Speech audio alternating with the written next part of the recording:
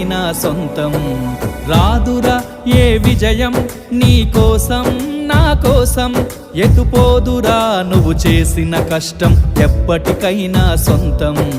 కాలంతో పయనించేవాడికి కానిది ఏముంది, సాధనతోనే సాధ్యమవ్వునని సదాశయంతో సాగర ముందుకు. రాదురా ఏ విజయం నీ కోసం నా కోసం, ఎటుపోదురా నువ్వు చేసిన కష్టం ఎప్పటికైనా సొంతం.